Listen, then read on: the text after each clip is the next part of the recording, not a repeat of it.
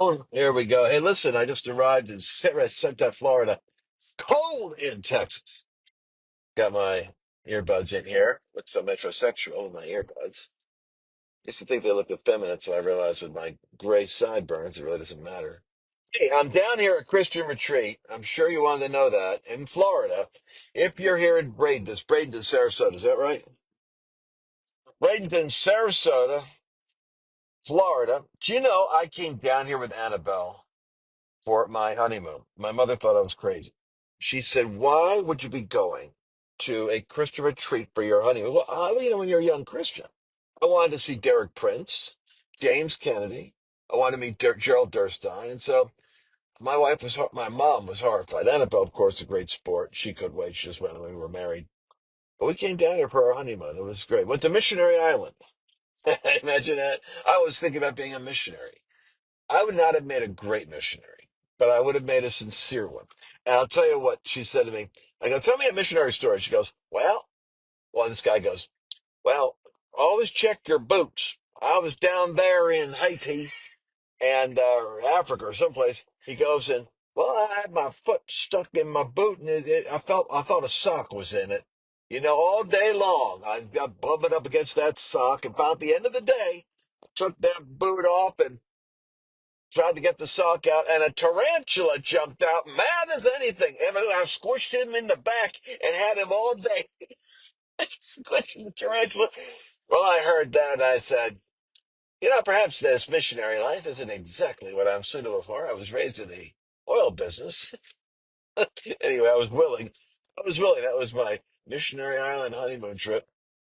My mother insisted we go to Epcot. She had a little more sense. She goes, "You're not taking my daughter-in-law to Christian retreat and a missionary trip. You're going to go to Epcot." So my mom sent me to Epcot. Off to the Moroccan village. Annabelle loved it. Anyway, here it is Valentine's Day, and unfortunately, here I am. As she pointed out, I have to communicate my plans more effectively. I said, "Let's go back to where we were for our honeymoon. It's going to be Valentine's Day." And as she pointed out this week, she said, "When were you going to tell me about your plan?" I said, I thought we coordinated it." So here I am by myself. Well, we're together all the time, so.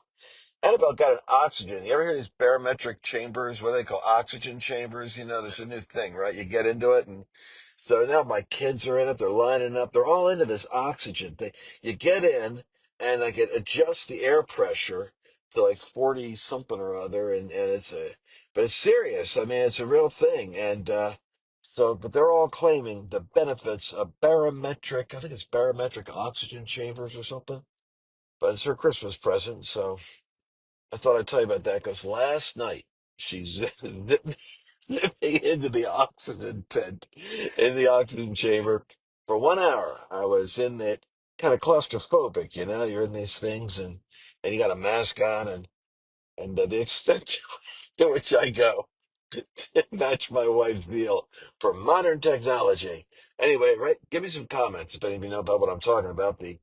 It's called a barometric oxygen chamber or something. I don't know. It's got a word for it. But I had a doctor told me last week. He said, "Hey, you realize 1 hour in that chamber is equal to like 4 hours of sleep or something like that." It was the oxygen. So my generation, we got to get the oxygen in our head. All right, so meet me over here at Bradenton Christian Retreat tonight, Sarasota, here, and then I want to comment on all the garbage. I can't believe all the people, mean-spirited people, upset with Trump for working with Paula White. What is up with these wackos? And they come out of the woodwork, and they're my tribe. You know what it is? I think a lot of guys don't like women preachers. I think they don't tell you that. They don't say it. But if it's a woman preacher, they're like mean Baptists in their training. A woman should not have authority over a man and blah, blah. And so they can't imagine Joyce Myers, Paula White, or Marilyn Hickey, my spiritual mom, Esther Mallon.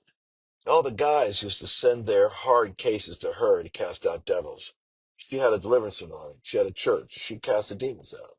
They preach, but she cast out. And so I always had a great respect for women in ministry.